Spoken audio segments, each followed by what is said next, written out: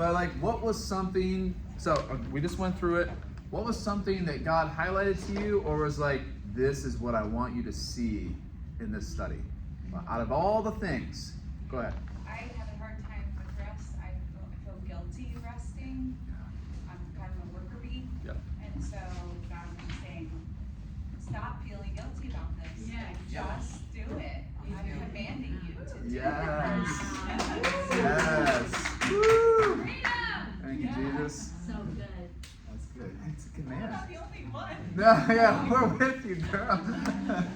We're with you. Yeah, it's a command. And to be intentional about it. Yeah. I think it takes intentionality to like commit to it, and then like even like we were saying like I was saying the daily and weekly is easier, but then like the monthly, like what are we doing? Like solitude is big for me, that I've been feeling like the Lord's telling me like take the time and go, and I just haven't been doing it because it's hard to carve out several hours of a day. Yeah. Where you just go. So I don't know, it's something that Yeah, that's good. That's good. There you go. What else? What else? Personally, yeah. His yoke is personally crafted for us, and Melody, I cannot repeat what she said. I wish she would for everybody, because that really was like. Well, I shared a little bit where it was talking about the yoke, and at the time, the rabbis, there was a saying of the yoke of Torah, which was what you were under in your teaching. And he was saying that the yoke that you guys are carrying, what religion has told you you have to do, is breaking you. You're weary, you're overburdened. And he told us not to feel shame that we weren't achieving in that, but to view it as an invitation to come to him. And my family background is farming. You know, back in the last century, even in the 1800s, my grandparents lived with me when I was little. They were born in the 1890s. I would hear the stories. And the yoke that was put on the oxen was hand carved for each oxen. Wow. It was not like, okay, let's just go get a standard yoke and throw it on there. They would actually craft the yoke. So if you ever see them like at a museum, look, you'll see the shape is actually, it wasn't worn out, it was cut out. And if you put the wrong yoke on an oxen and you send it out like now, it will come back bloody, because the yoke is chafed and injured it. And so it's really important to make sure that we've got the right yoke. And he's like, if you're burdened and feeling all of this, come to me, rest, get the yoke off of you that you're not meant to be carrying. It's actually an exchange. It's not just, he's like, I'm taking this off, then what I have for you is crafted for you. It is not heavy. It will not bear you down. It actually, the yoke carries the weight of what you're doing. Yeah. And so that was that invitation to come, because it's made for you. And if you're feeling heavy, burdened, and overwhelmed, view it as an invitation, because you might need a yoke exchange. Yeah. A yoke exchange. And there was a lot more at this table. We were like deep. Oh, that's I'm awesome. sure you were. So I want to piggyback off that a little bit, because Isaiah 58 talks about, like, I forget how it starts. Something about like God, like ask God what your rest should look like. What is it? That's just about Sabbath. The Sabbath. Keeping Sabbath day holy. And Don't do it. Yeah, it's all about the Yeah, it's all about like don't do it as you please, right? So it's like, but then that kind of makes you sad, because you want to like do whatever you want on your rest day. But just like the thought of like we can trust, because Mark 2 talks about that it's a gift. And so if God is our Father and he knows what we need, he knows us better than we know him, we can trust him with our Sabbath, and going to him and asking him, like, what do you want my Sabbath to look like today? Yes. And don't be fearful of that, like that he's not going to give you what you need, and he's going to make you do something you don't want to do. And so like with the yoke too, like I was just thinking about that. So like just like trusting God in everything, that he's going to give you good things, and it's not going to leave you bloody or exhausted. So That's good. yeah. Amen. Good. You know, at our table, we were just figuring out how the rest, it prepares you. It prepares you, refreshes you, and it always has purpose. It's never like a mindless thing, like what the New Age does is empty the mind and empty, empty yourself and empty this. And he's like, I'm gonna give you everything you need. That's good. And I had shared how when I was back and I was running my own business, and I was co-director for a charity, and there was just a lot of pressure on me to perform and do things, you know, to provide for our family, to provide for the people that I was caring for, and I was not keeping Sabbath. In fact, I was running myself into the ground. I am a worker bee as well, and you know, that was my personality. Very much, well, I'm being responsible, I'm being a good steward, but I was burning myself out, to the point that I ended up in hospital with pneumonia in August in England, it was, God was like, you need to stop. Yeah. And he finally challenged me because tithing is something I was taught even as a child. It was just, it's never been a difficult thing because I've seen how God has provided again and again and again. And he's like, so you'll give your money whether or not you know that after you've given it, you'll have what you need for other things. Huh. And he's like, you'll tithe on your money, but you won't tithe on your time. You don't trust my provision, you'll trust it for your finances, but you won't trust it for everything else. And that really hit me deep because I realized actually my lack of Sabbath was unbelief. I didn't believe that God would provide what I needed to be able to accomplish. And also it was a call to reevaluate everything I was doing to make sure it was kingdom aligned. Because if I didn't have the provision that I needed, it might be because I was trying to give to things that I hadn't actually been called to. So, and Sabbath is at that time to get quiet when all those things aren't shouting in our head, when it says you keep wanting to run off after the stuff that you want to do, you think you need to do. But when we come to Sabbath, it gives us time to also reevaluate, are all of the things we want to be doing aligned with what he has for us? Or are we putting a yoke on ourselves again that isn't from him, and that's why we're worn out? Wow. Yeah. That'll preach. Yeah. That's what I shared with our table too, is, it's easy to tithe your money because you see God's provision, even though you think your money's tight or something, and you tithe it, and it's great, and God provides. And I have always done that with my time, tithe your time. And when I start feeling like I wanna be really busy, those words come in my head, tithe your time, and God will give you enough time to do everything else you want to do. Because I'm a worker bee, and I feel like I always have to be busy, and I do feel guilty that I'm not busy, even when I'm alone. It's like, oh God, I'm not busy, And then God reminds me, like, tithe your time to me, and I'll give you plenty of time for everything else. Well, the good news with worker bees is that rest is actually an active exercise. It's not passive. There it is. That is good news. That is. We're gonna get to how to live this out, right? Oh yeah. Oh yeah. Well, that's you go ahead. Go ahead. Kim. What hit me with the Sabbath, and especially like in the verse of Isaiah, to not do what we want to do. So we're only focusing on what God wants us to do. Is really the Sabbath is teaching us to live like Jesus did always, because Jesus always did what he saw the Father doing, and only spoke what he heard the Father say. And it's like, so he just wants us in that place to learn from him. And one more important thing over here. Uh-huh. The Sabbath in the brain, the ease up, Yep. which can happen if you have a car full of kids, if you're running at work, it can happen anytime. Mary has a testimony.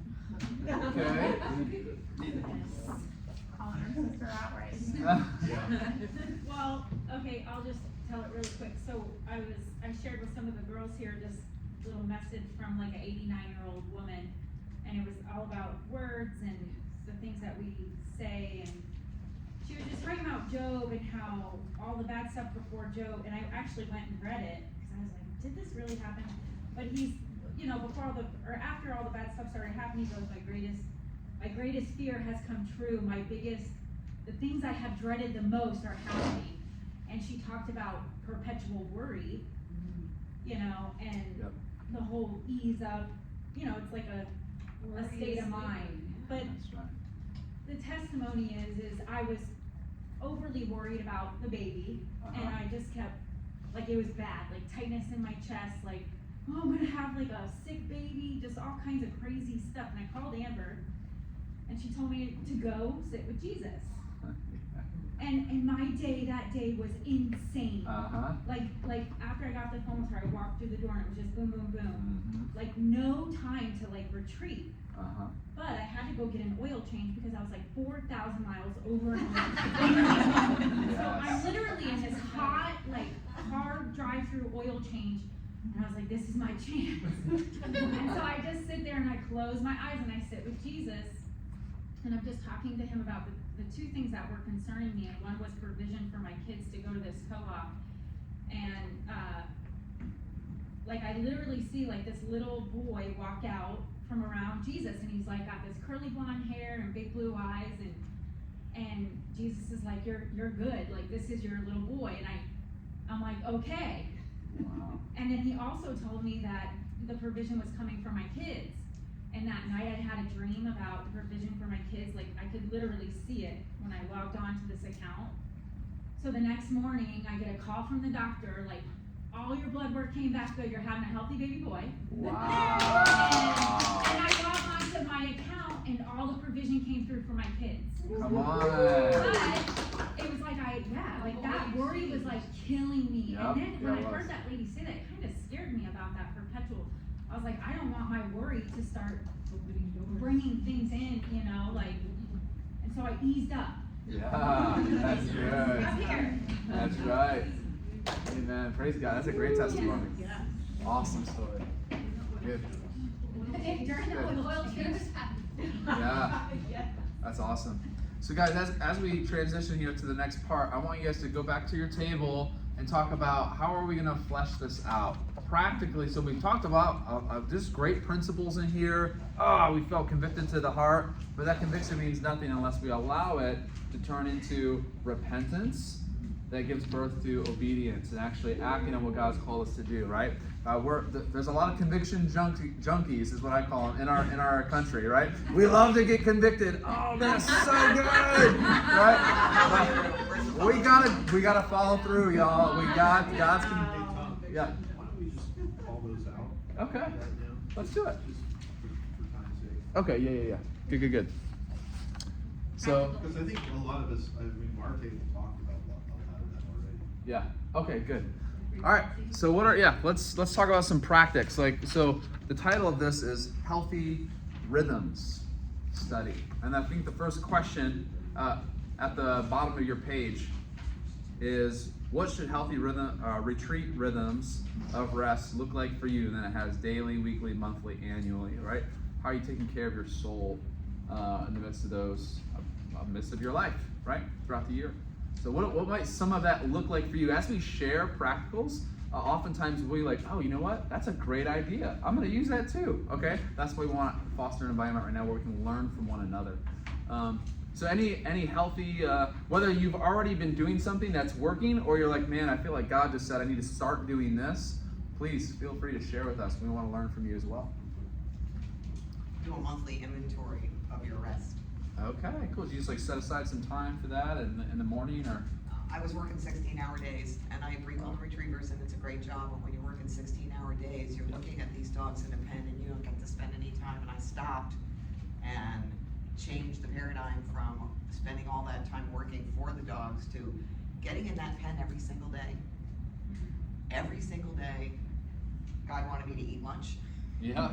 Which I did not do, and taking that time to remember how blessed I am to have these beautiful creatures. Yeah.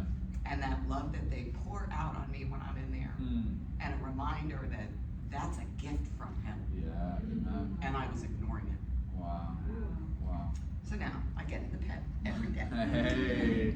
I love what you said though about stopping for lunch. Yes. I mean, even just having, because Yeah. I'll go too, and sometimes 16-hour I'm like, days, and it's no 4 eating. o'clock and no wonder I'm kind of crabby. But if you can make some rhythms like that are stopgaps for you. Stop gaps. Yeah, that's good. God found the breaks for me.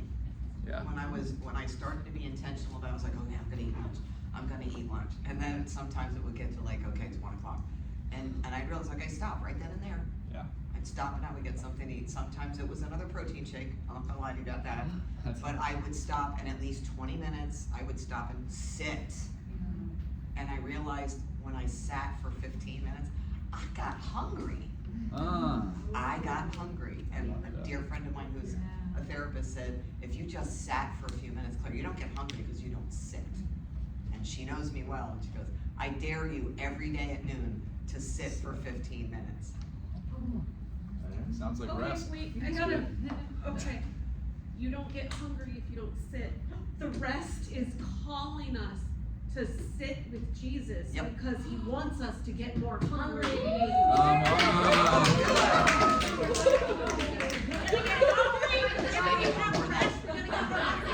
on.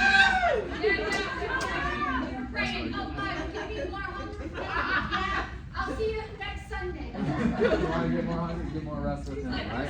That's good. Sit for a second. That's really good, guys. Good. Someone over here, yeah. It wasn't me, but this is just simple, but in the mornings I would, if I grabbed this, right, I would tell myself like, I'm just gonna text to see if, just check if this person replied to a text. Like, I'm just gonna do this one thing. And then like 20, 30 minutes later, I'm off and all in. But it's hard for me, even if I do that one text, for me then to like pick up my Bible. So I just have been reaching over and turning on Spotify. So I have a morning worship list and then just setting it down. There you go. So that like it starts to Self-control, fill. that's awesome. And then I'll pick up the Bible because then I'm like, I'm hungry. Yeah. I'm hungry now. Yeah, I that's didn't get good. sidetracked. So that rhythm is a daily rhythm of, instead of going to push the text app, it's the That's Spotify app with the worship So we playlist. can get mad when people don't respond to us right away. We That's- gotta give them grace. That's right. Right? They're saying, oh, they're resting. They're resting right now. That's good. Yeah, just you're saying start your day with the right source. Yeah. I had just And I watched- know myself well enough that I won't go back That's to the exactly word if how I. I had just watched a workshop for homeschool moms about creating a rhythm in the home. Now that I have another little one, where I'm starting that season again, because these guys are self-sufficient in what they're doing, but I'm like, it's been a little while, I need to get back in it. And she was saying that a rhythm is made up of beats. And what we need to do, rather than trying to come up with this rigid structure for everything through the day, she says, find and establish several beat points in your day, so that if you've gotten off of your rhythm, you come back to that beat, which is an action, something that you do. And it will then reset and you can continue back on the correct path going forward. She says, so you might start out well, everything may just, fall apart in the morning, but then you have, it could be lunch, sitting down to lunch together. There are beat points in your day that when you sit there, you can reset and get back on your rhythm as you move through the rest of the day. And that really struck me because I have still struggle with an all or nothing mindset. Oh, the day's just completely destroyed because, the morning didn't go the way I planned, and it was grace. It's like, understand that at any point is a point that you can start again and get it right with God. And so having these little points in the day, and I've been praying just in everything that we have, the dynamic of our home, and I haven't figured it out yet, but I will get with the Holy Spirit. I know He will show me what are those beat points, what are those just tiny, and they're not big, huge things. It's not 45 minutes. It's just something that allows you to draw in, stop, pause, and then reset and carry on back. And in dancing, you have to keep in rhythm with your partner. So if you find you've fallen out of rhythm, it's graceless, it's ugly, you're stepping on each other's feet. You get back in rhythm and it flows and it's beautiful. And it's God's invitation, come back into rhythm and just dance with me. And it's there at any point in the day if we just create these little pockets of time to just, reset and get going again. Amen. Amen. That's good. Good. Cool. Well, we're gonna encourage you guys after we're done today, if you're still looking for what are some good rhythms to instill in my own life as it gets lived out, talk to some others and say, hey, any suggestions for me? I'm stuck here, and we'll keep that conversation, for later too. Okay. Sweet. I'm gonna have Mike come up and take us through the next part. Again, remember, we've been talking about inward, outward health as disciples of Jesus. So that rest, that's inward health, keeping ourselves healthy so that outwardly we can be healthy in our interaction with other people.